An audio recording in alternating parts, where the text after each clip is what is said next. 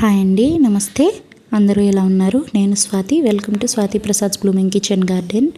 వీటిలో కొన్ని సీడ్స్ వేసానండి. చూడండి, వేసి 5 days అవుతుంది. దీనిలో క్యాప్సికమ్ సీడ్స్ వేసాను. వీటికి 10 days పడుతుందండి జర్మినేట్ అవ్వడానికి. దీంట్లో టొమాటో సీడ్స్ వేసానండి. వీటికి 5 to 7 days పడుతుంది. ఇప్పుడే స్టార్ట్ అవుతున్నాయి చూడండి. దీంట్లో పచ్చిమిర్చి సీడ్స్ వేసానండి. ఇది కూడా 10 days పడుతుంది మొలకలు రావడానికి.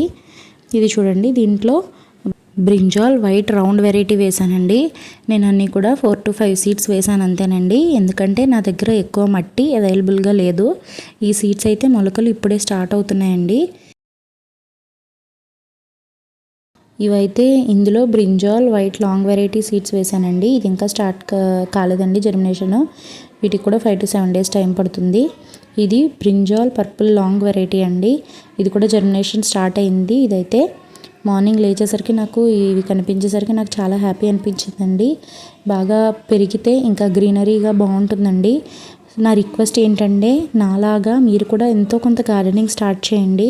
చిన్నగా గార్డెనింగ్ స్టార్ట్ చేసుకుందాం. హెల్తీగా ఫుడ్ని గ్రో చేసుకోవడానికి ట్రై చేద్దాం.